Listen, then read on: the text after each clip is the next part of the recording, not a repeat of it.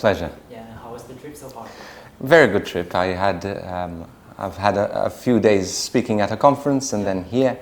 I haven't had much time to see around though, but I feel so blessed being here. It's my first time in Taiwan, and so I feel very excited just being here. Okay, but I guess you still have tomorrow, I guess? Tomorrow is my sightseeing day. Tomorrow is the day where I can go and see things and relax. Okay, so the first part of the interview is because there's still lots of people they don't know about you, why you are here. So maybe you can make a brief introduction of yourself for them. Yeah. Okay, so my name is Father Rob Galea. I'm a Catholic priest.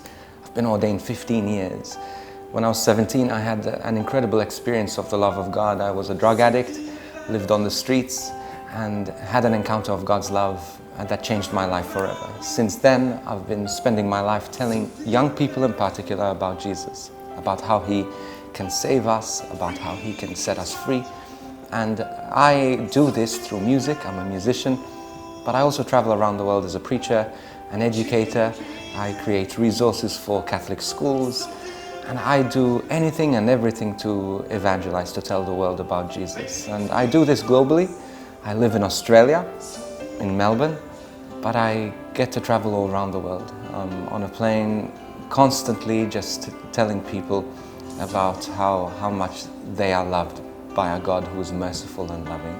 So when did you come to Taiwan? I came here, I have a real heart also, first of all, for bringing the love and the hope of Jesus to everyone, everywhere.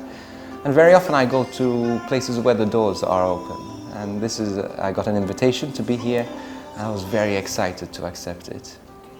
So because we know you travel lots and you have been to so many countries, but what's the most unique part? What impressed you the most for your Taiwan experience? Well, I must admit that there is a big cultural difference between Australia and Taiwan. There's a big cultural difference between Malta, where I'm from, and Australia. But one thing that I recognize here is a love for Jesus and a love for God. And I also recognize that the Catholic Church here is a minority, so a lot of our young people here are struggling. They're struggling in relationships, they're struggling in their faith, they're struggling also in purpose. And I love that I get to be here as an encourager, as someone who can maybe guide them and also give them an opportunity for a deeper encounter with Christ.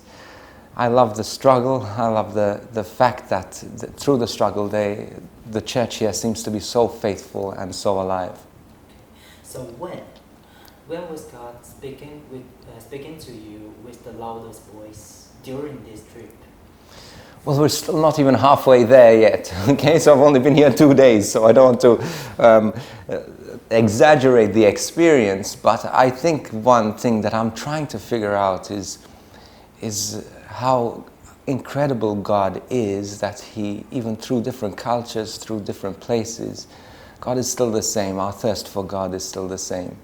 So I think it's just allowed us very often, it's just through looking at the eyes of these young people and seeing the thirst in their hearts through their eyes. So, because you know there's still lots of people out there, especially young people, they didn't join us today.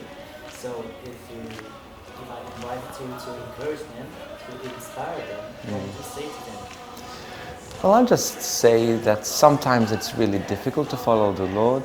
Sometimes it's difficult to be faithful. Sometimes it's really difficult to say yes to Jesus. And it's especially difficult when you feel alone, when you don't feel encouraged. I think there are two things that are so important. Is first of all, to immerse yourself in a community and to continue to stay faithful in that community. But also to encourage people to also find moments of stillness and time with God. I'm here going to talk about my story. I'm going to talk about my addiction, how God saved me from a place of mess to the place where my mess has become my message. But don't be afraid of God's mercy, because if God can work through me, if God can work through a drug addict, if God can work through someone who was in such a mess, He can work more powerfully through you. Okay.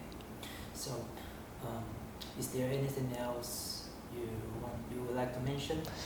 just want to ask you to pray for me as a priest, and also to let you know that I do pray for you. I pray for your faithfulness. I pray for your love of God, but also stay faithful, stay close to the Lord, remain trusting in Him even sometimes when you feel like you want to walk away. God is there, and God is able to do greater things than you could ever hope or imagine.